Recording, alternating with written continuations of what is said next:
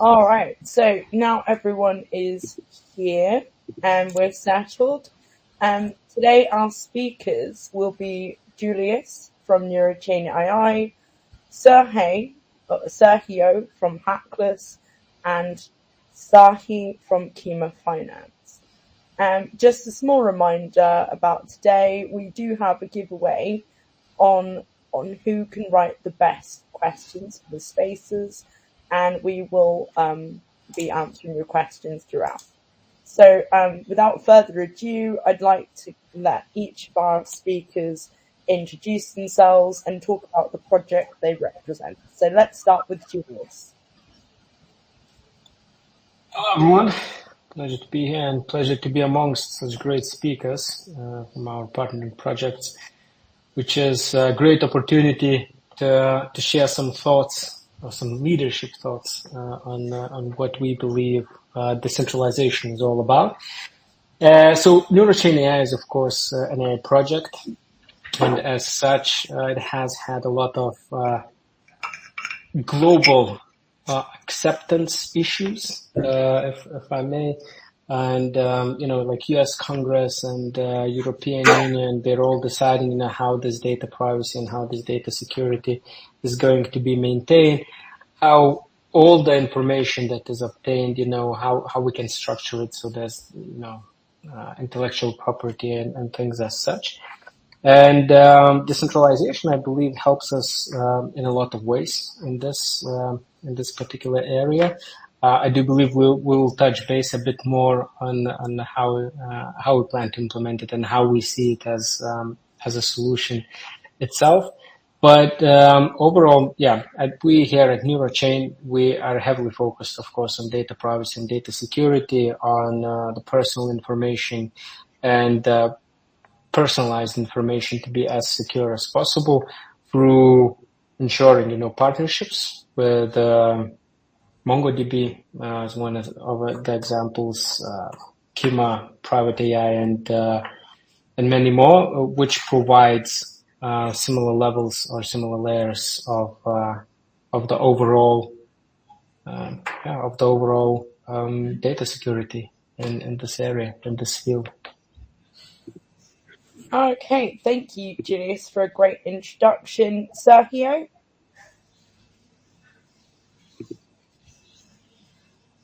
Would you please introduce yourself?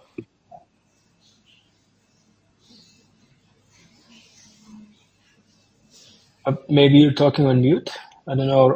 I was going to say, Sergio, would you like to introduce yourself?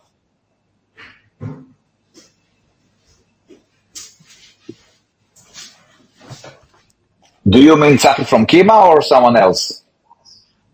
Yeah. So let's say, Hackless, please. Okay. Yeah.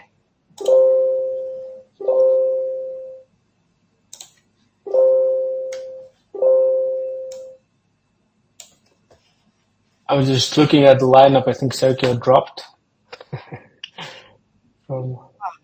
Okay, right. Well, while we're sorting that out, we have Tzahi from Kima Finance. So would you like to talk through yourself and your project, please?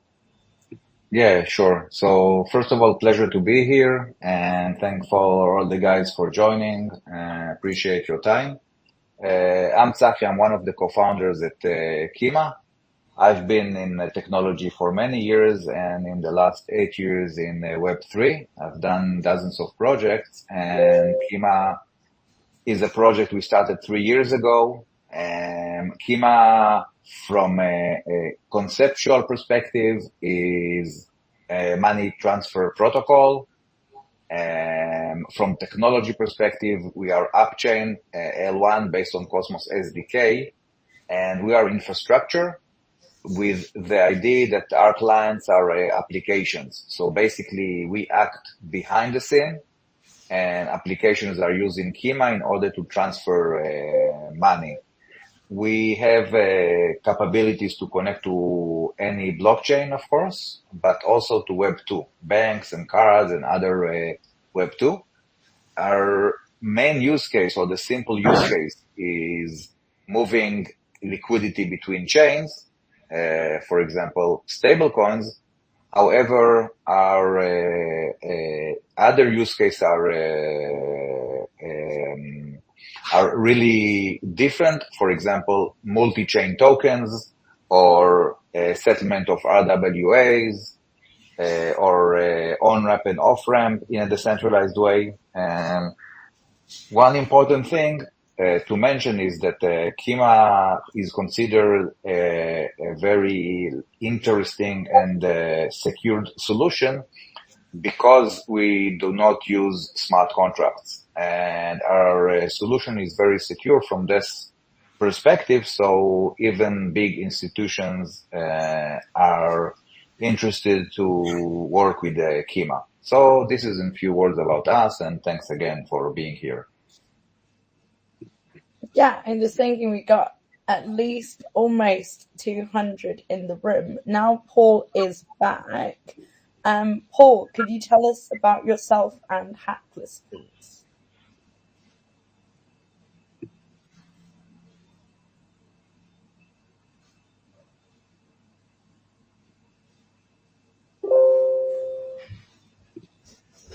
Okay. Paul dropped off again. We have some network issues. Here he is. So Yeah. I hope I'm here now. Do you hear me? Yeah, we hear you. Oh, that's cool. So can I start my introduction? Yes, please. Okay, so hello all. So I'm Paul. I'm CTO from the Hackless project. So we are working on the user or protocol security layers. So basically we are providing our services to regular user to help them save their funds from the hacker attacks, like a private key switching or something else. So basically we are working on analyzing and making some solutions to prevent and actually neutralize the results of such attacks. So we are working on the BSC and the Ethereum blockchains. I hope that's all. It's good to be here. Nice to meet you guys.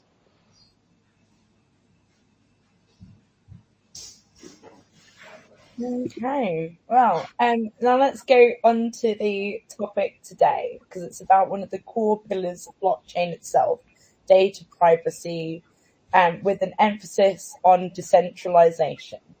So decentralization is often equated to sort of equal to a right to anonymity. Julius, can you walk us through how that is brought to practice and why it's a big challenge in that space, in this space? I mean, it's a complex question to begin with, because there's no simple answer, right?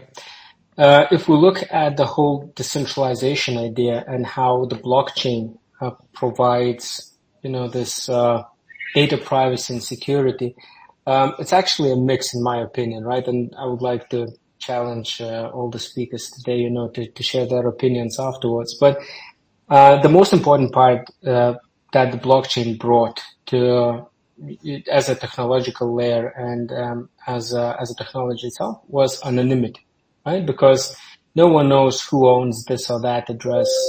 It's always who owns the keys, owns the address, and the transactability and the message throughput is disguised in different hashes. But again, if we look a bit further away at the whole technology of a blockchain, it's a public ledger, right? it's the public information database of who did what, right? And as the technology evolved throughout the time, as the technology grew, so grew the interest, right, of who does what and who owns which wallets. And from time to time, people are able to identify, right? And there's a bunch of developers and bunch of people who are tracking different wallets, And based on the movement of funds, based on the interactions with different other accounts, they're able to deduce that a certain account or a certain wallet belongs to a certain person, right? And some even do confirm which wallets are owned by them, right? Like Vitalik Buterin and some others, right? They publicly stated, right? These are our wallets. Binance, Maxi, other exchanges, they say these are our wallets. So please stay away, right? So this data privacy and security is giving, of course, in this sense, giving the ability for everyone to control their level of anonymity and giving them the ability to control of how much they want to share with the world and how much they do not want to share with the world, right? Because if I had to guess, Vitalik probably owns like 1,000 wallets just for testing, right? The network itself and do a lot of these things. But as the technology evolves, as the scope of the products and of the solutions around the blockchain evolves, so grows a different scope at which the data privacy again is threatened, right? And us, for example, working in AI field, this is a very important part, right? Because AI in itself is a computational network. It's a computational layer where the computing power needs to understand or needs to see a certain degree or a certain level of context, right? Which initially makes the information public. So what we're trying to do is we're trying to provide the engine, we're trying to provide the network and the gateway to the computations without offloading the data itself to the publicly accessible ledger, right? So we don't offload it onto the blockchain. We provide a different solution, such as, let's say, as previously mentioned, like MongoDB, right? We have an integration with them where you store a vectorized data, which in itself is encrypted, and it is only used as a contextual mechanism. And AI, when it computes that, it only provides the answer, right? So if you have to imagine, let's say I'm working with customer data. I'm working with different customer products, and I have a lot of private information of what I need to have, and I need to provide a qualitative or quality responses to the customer, like working with their information.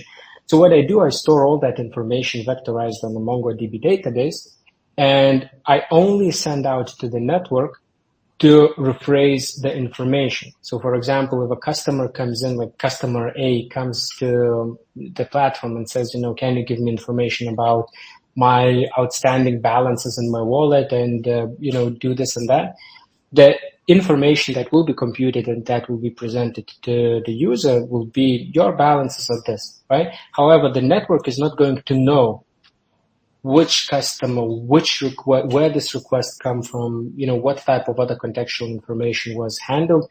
And it's more of it enables the zero knowledge approach on the decentralized network. On the other hand, of course, the model itself, when it is trained and it contains in itself a specific information, a specific amount of information, knows a lot about the context on which it has to compute responses.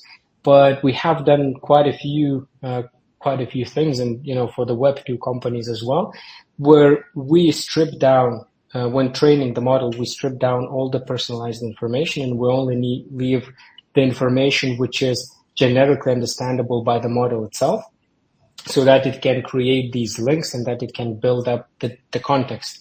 However, we leave out all the information that can identify any user on this. And in return, of course, when we link it with our blockchain technology and we write our proofs or the validity proofs from the validation network on who computed what, we also strip down all the unnecessary personalized information so that anonymity can be ensured whenever someone is providing the computations, whenever someone is providing validations, and whenever someone is providing, even their mobile phone resources, right? So in this case, we tackle the problem on a larger scope, and we believe that the examples or the best practices of a blockchain can actually be extended to all other technologies as well, to a certain degree, of course. But yeah, that's our spin on this topic. Maybe my colleagues has different opinions. I'd like to hear them out. Yeah. So I guess for Kima and NeuroChain, I guess how would you define your approach to privacy and balancing decentralization?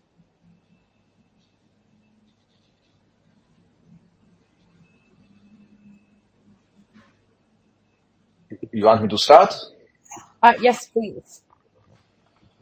Okay, so the concept of decentralization and also privacy is not 100% connected. So, and it's not binary as well.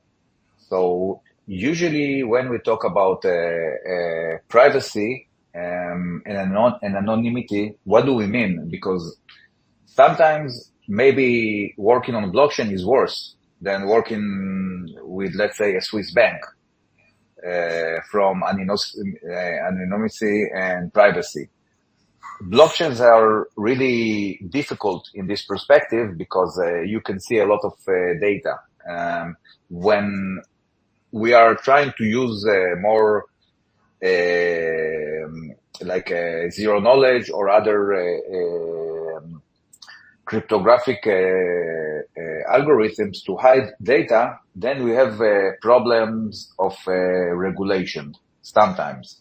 And this is something that people forget a lot of time, because when we talk about decentralization, there are a lot of advantages related to privacy, not only the privacy itself. From the user perspective, I can say, okay, I care about my data, and I want to be the owner of my data, and maybe if someone sells it, I want me to be the seller, so I also make money out of it. However, this is not the only thing, because from our perspective as builders, a lot of time, decentralization has legal and regulation consequences. And in general, when you can prove your protocol, your product is decentralized, it means that a lot of legal requirements are not requested from you. So for now, when a lot of projects are working from, let's say, less important jurisdictions like the Caribbeans or places like this, then they don't attract much of these issues unless they work with US residents. However, we see the future. If we look at the future, and the future would be mass adoption and more institutions, they will ask us to work in a compliant way. And then we would need to prove in jurisdictions like EU, Switzerland, US, you name it, that we are decentralized in order to prove that we don't need to comply with the regulations of privacy. So if you ask me related to decentralization and privacy, we are not talking about yes or no, we're talking about a range. And privacy not only a position where we take a look at it. I'm looking now as a builder. It's not only telling my user, look, I have an advantage. Your details are private. When you're using my protocol, nobody knows about what you're doing and who are you. But it's also, for me as a builder, to enable much quicker development. As you reduce regulation, your go-to-market is much quicker, both from time and also cost. So this is, to summarize, also one of the challenges that we encounter in Kima. Because when you touch people money, when you are part of the flow of funds, then you are subject to regulation. And if you manage to prove that you're decentralized, and again, it's not 0 or 1, it's a matter of proofs and oaths, then you have better abilities to solve a lot of Web2 problems. So I think basically this is my answer. Thanks a lot. Okay, and Paul from Hackless, how would you define your approach to privacy and the with centralization?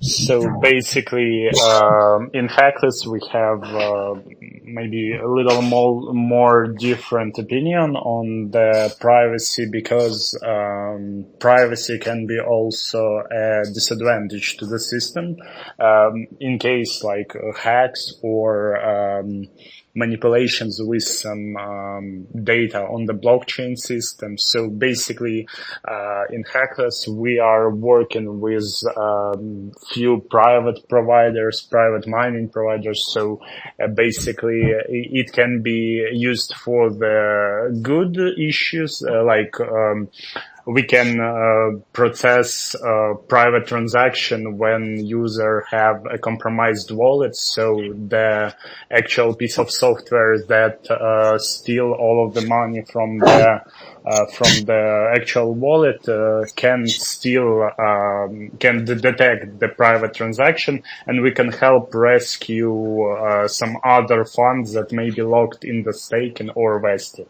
So, but that's the same private mining can be used for some attacks on the protocols, for publishing some smart contracts with malicious code. So basically, that's the case.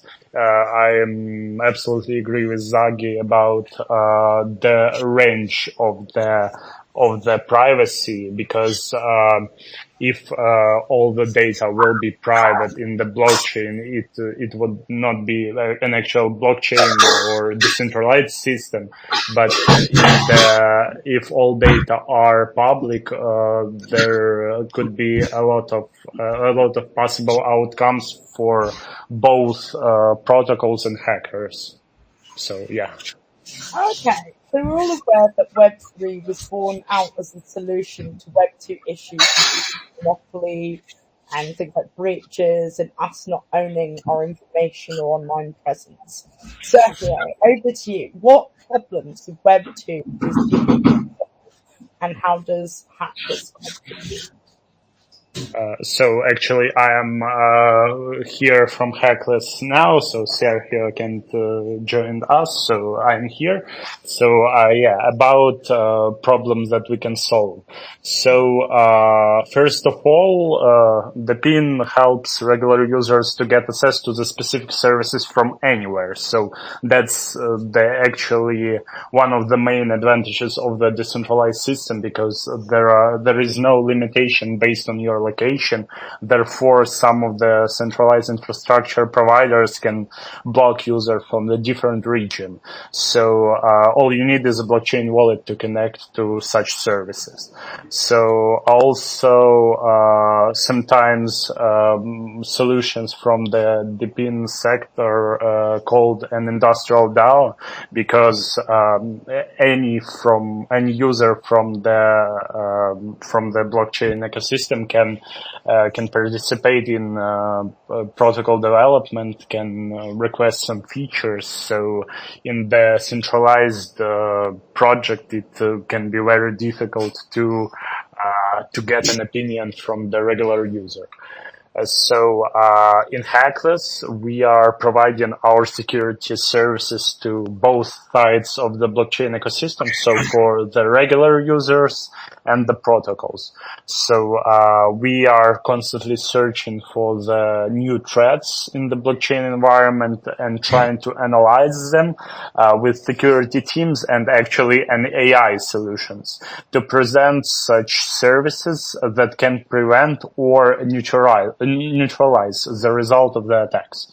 So our community also help us with planning our future features to cover more potential hacks.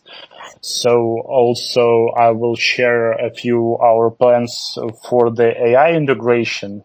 So actually an AI is a great instrument to help us with making our services more efficient. So we can scale our infrastructure because we can analyze more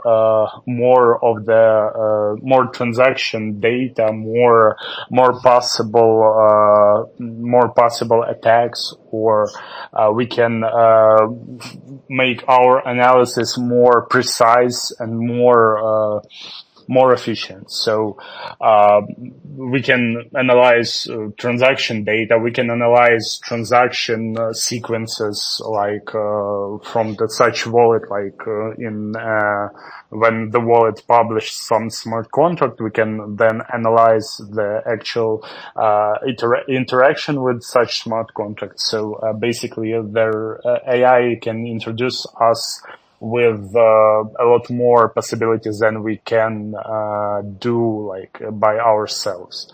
So I hope that's it. Okay, and Tzahi, I read about Kima's light clients that ought to substitute nodes when it comes to transaction checking and validation. This, and I quote, increases decentralization and minimizes trust. As a decentralized infrastructure developer, could you share your position on where DePIN is right now and what the status is?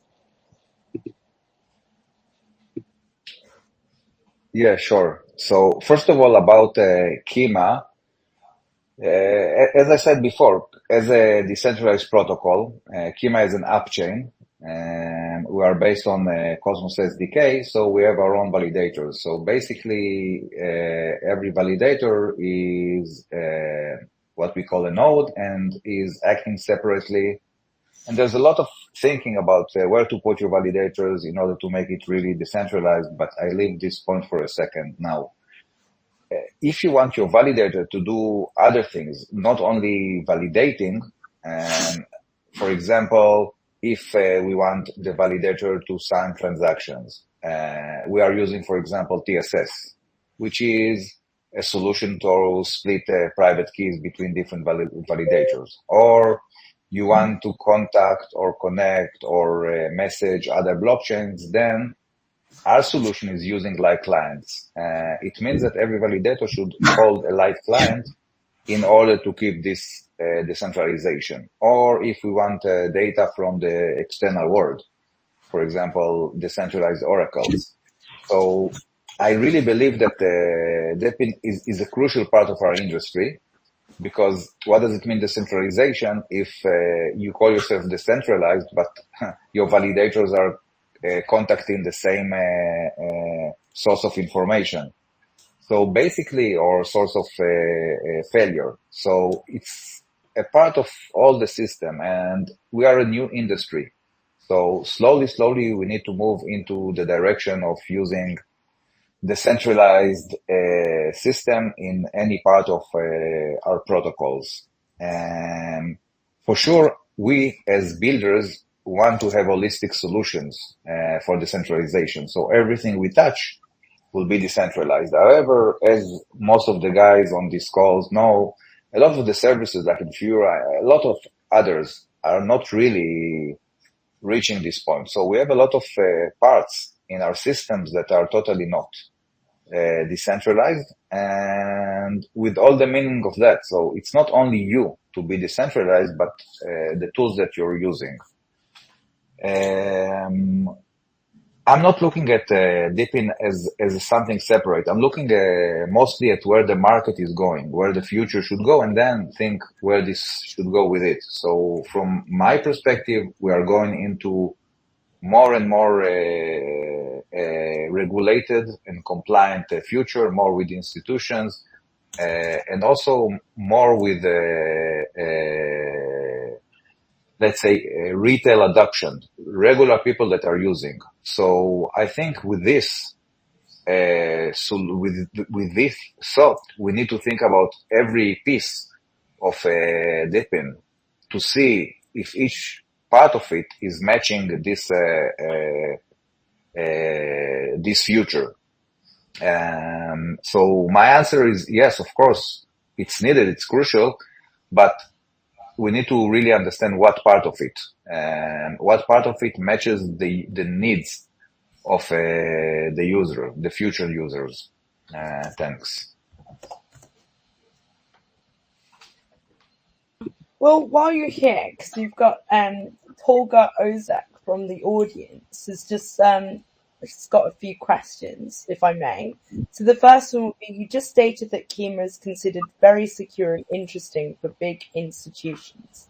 Do those institutions expect you to implement data privacy solutions, or even banks when they prioritize their solutions to implement? Okay. So maybe I'll give a basic background. Basically, Kima can contact in a decentralized way to Web3 and Web2. Meaning Web3, it's easy, right? Blockchains, if you hold a light client, or if you want, you can hold a full node, but it's relatively easy. The same concept we do with Web2, meaning we can connect to cards and bank accounts, for example.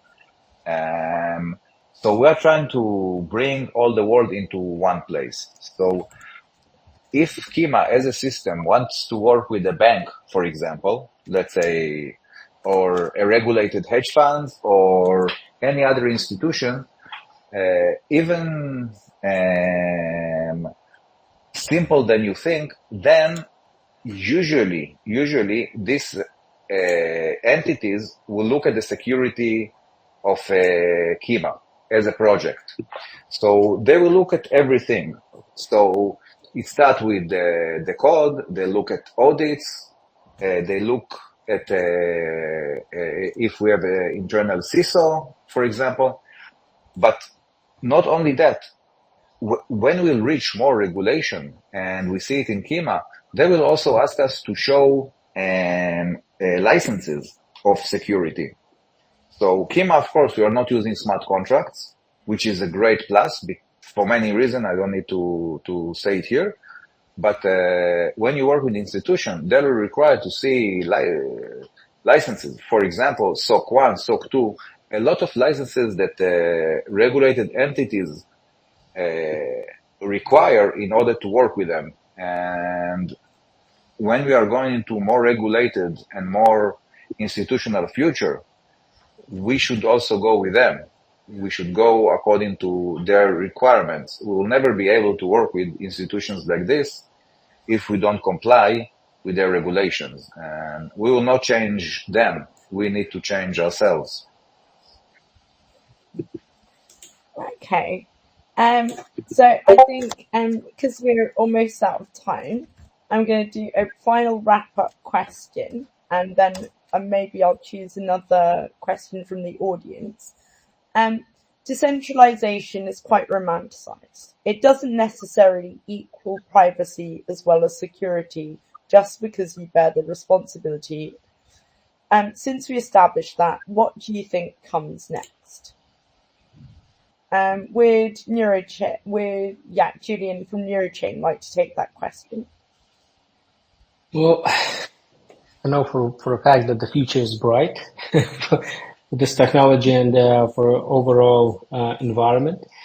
But what's coming next is probably, as Kima has mentioned as well, Tzahi, that the mass adoption with this becomes, from this geek environment that it was back in 2009, 11, and so on, and as it grew, when it outlives the retail, and we have seen quite a lot of institutional companies, institutional players coming into the field.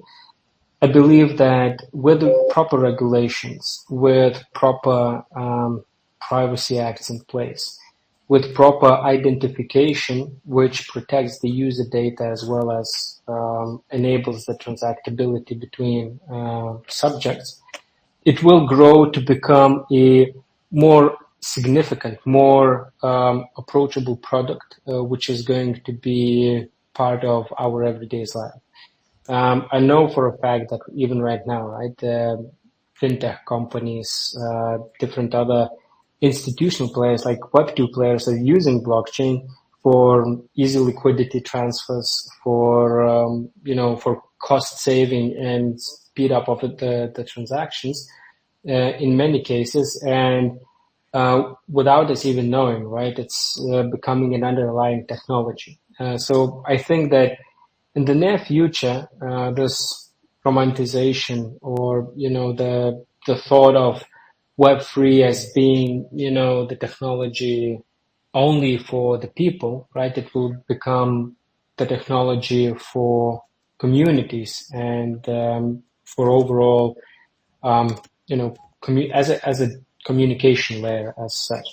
So in my opinion, we're heading towards that, and I'm glad that we're stepping the foot in on the early days on the peak of a breakthrough when we can actually utilize and create the technology that on top of which people will start building their protocols, will take our technology and create something better, something more useful for the overall better life of us all. Right, such as AI, such as the blockchain itself. There's good benefits that will find its place in the world, and the data privacy, of course, will be one of the most important topics and one of the most important issues to solve before it can be adopted properly. Yeah. And Paul, what are your thoughts? What's coming? So yeah, I can absolutely agree with both speakers about the actual adoption. I hope we can see the massive adoption only after such approaches to regulate the actual blockchain. So basically, we can't discuss it. So. But from my perspective, I can tell about the data privacy. So actually, we have zero knowledge project that can provide privacy to more privacy to the decentralized system. So a lot of new approaches was proposed in the last time, such as sender receiver anonymity, transaction data anonymity, even the whole transaction process anonymity. So I hope the same for DePIN. Some of the project working on ZK ideas for a few years now, and I'm sure we will see return of the zero knowledge sphere to the trend. So, but still, I wanna mention security issues. I hope we will see that projects will pay more attention to the actual security sphere, because a lot of projects are using the, I hope, deprecated audit system, only audit systems, I mean, but they should also integrate some active protection services. So on the market, that's the great part of the market actually. So blockchain protocols will receive an adoption when regular users can feel more secure about using their solution. So that's my thoughts. Thanks. And Tzahi, your closing thoughts, please. Yeah, we're almost done, so I'll do it very quickly. Basically, users, private and institutional, they don't care about your technology. What they care about is if you improve or you give them a solution that is better than what they have. Then, if you manage to prove that you're doing it, then they'll go into what they must have. They want to have it secured. They want to keep their privacy, whatever, but they make their own balance. So let's take a simple example of private keys. Of course, I can keep my private keys and it's the safest in the world. Nobody knows about it, but most of the people don't want it, right? Because it has a price. So in our industry, there's at the end balance between everything, and what we need to learn is what is currently our users are looking for, and try to give it to them whatever technology we're using. All right. Now, on that note, 'cause there's lots to think about. It's a big topic, especially over what the future of blockchain looks like in terms of what can future development look like, and mass adoption and decentralization in general, as well as sort of how do you preserve people's digital sovereignty at the same time. So I'm going to say thank you to everyone who's joined us today. We will be having another Spaces, so stay tuned and keep your eyes sort of watching NeurochainAI's Twitter, and don't forget to join the Discord to earn some NeuroChain points or Neuro points. We've got lots of community activities happening, so please sort of keep up the community momentum, and thank you for all of our lovely speakers for joining us today. Thank you. Thank you very much. Talk later. Good to be here with you. Thanks.